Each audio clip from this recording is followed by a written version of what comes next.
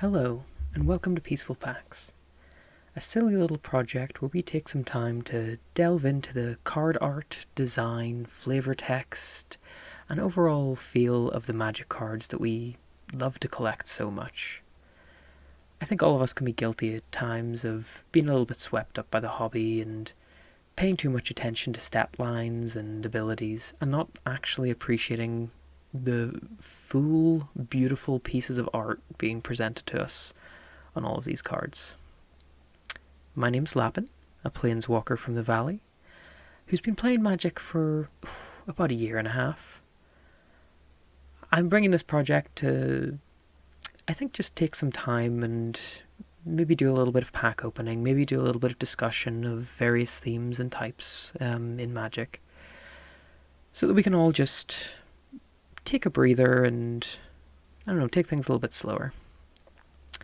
Because of that, some of the videos I might be bringing will be a little bit longer than some of the pack openings you might be used to.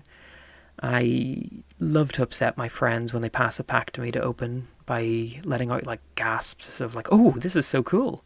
And when they go to see what valuable card I'm looking at, it's just a common with a really nice piece of art on it. I thought I'd open this up, this little project, by showing you a couple of cards from my main deck and just talking about some of the design choices I like. So, first of all, here's the card that got me into Magic the Gathering. Preston the Vanisher. This card, as far as I know, is only available in Jumpstart packs, and that's where I got it. Some friends grabbed a couple of Jumpstart packs to show off the hobby, and my first pack had Preston the Vanisher in it. I love rabbits. You might be able to tell from Lapin. When I got this card, Bloomburrow hadn't been mentioned yet, so I was really excited to build a rabbit deck, but there wasn't really a lot of rabbits about that work together, especially. So I put together a silly little blink deck with this as the commander, which allowed me to keep things very budget, mono-white, mostly just looking at planes for my lands.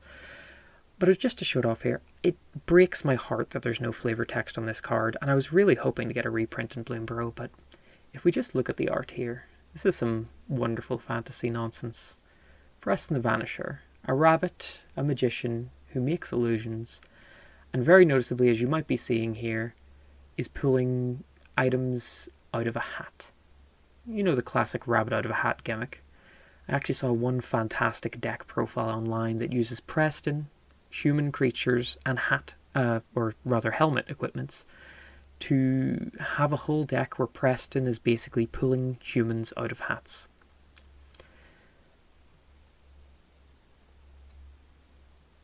After getting into Magic then, I went to my first pre-release. I opened some very cool cards. I had no idea what I was doing, and I did very poorly. But one of the cards I did get in my pre-release kit was this Elesh Norn Grand Cenobite. Now, as much as I love adorable cards, I also love horror. I am in particular a huge fan of Clive Barker's work. So seeing this card really caught my attention. I knew very little about the lore of this game at the time, and it kicked off a fascination with all things Phyrexian.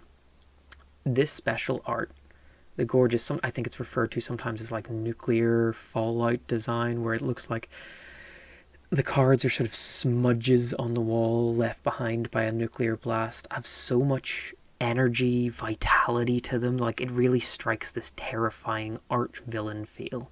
And there's nothing better than popping this down, turning a bunch of 0/1 tokens into 2/3s and just decimating the rest of the field.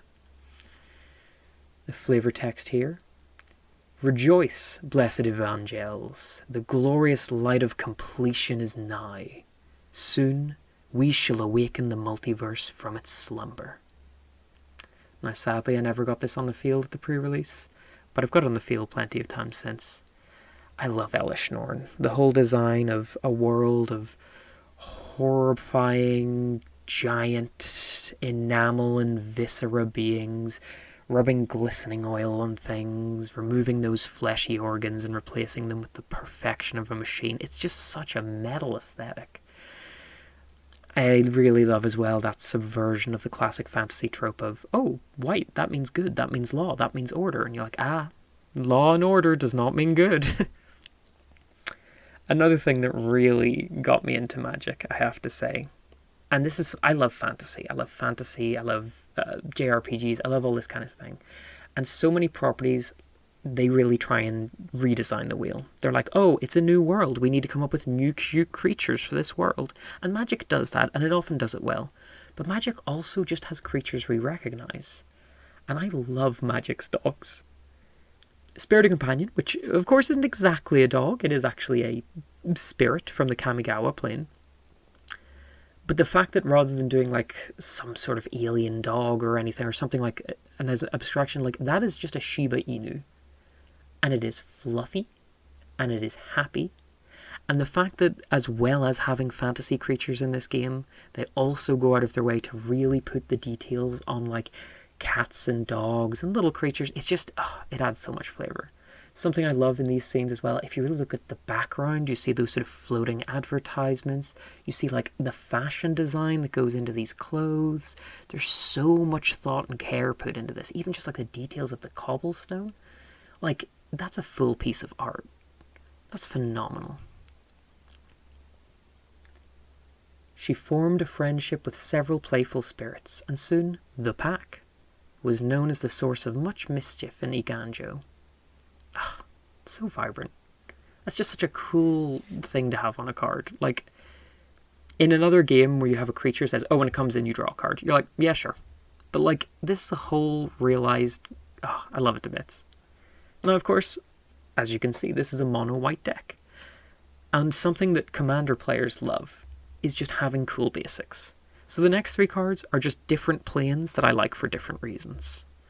I think it adds so much fun and flavor being able to get these super cheap lands, very basic, do what they say in the tin, but you can have so much creativity in your designs. This is, of course, from Bloomburrow, the world known as the Valley. This is the springtime variant of planes. Of course, you have to get every season. Look at this. The brightness of the flowers, the little mouse in the corner shielding its eyes from the sunlight, the glow bug, the fruits. It's just such a tapestry.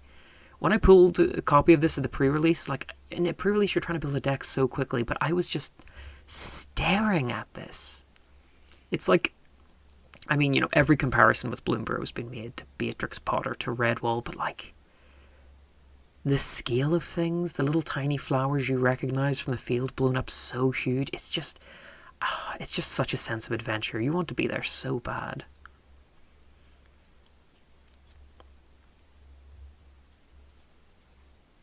Then, Innistrad.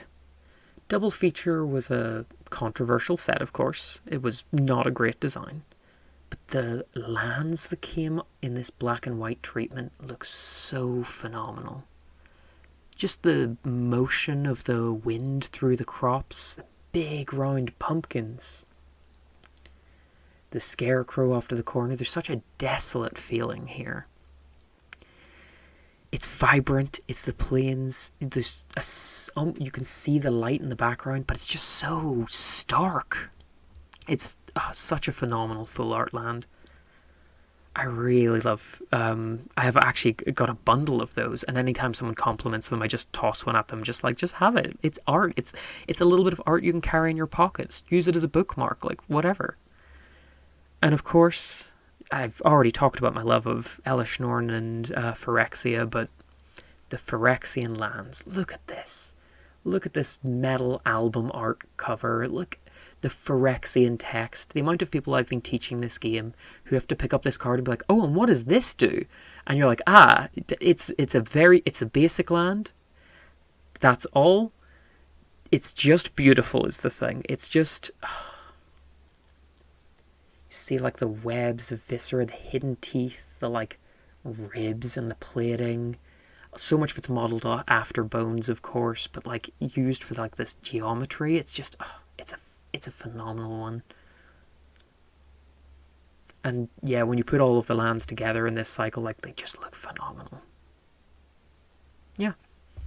those are just little pieces that are in my deck, and they're cards that I love to stare at. And I think when you're deck building, you just often miss the opportunity to just stare at your cards and catch the details and look at what's going on in the background. So hopefully that's what I'm going to do. I'm very new to this whole thing. I'm obviously fairly new to Magic, so let's explore this together. I'll put out a few videos, open some packs, talk through the art. Maybe I'll talk about how things fit into Limited or the design and elements of the cards, but also I mightn't be able to give the best assessment of everything. So absolutely feel free to correct me, disagree with me, or otherwise just suggest what you'd like to see. I mean, we're all doing this together. This is a hobby we all share. If there's a specific pack or product you want opened or something you'd like to see, just let me know.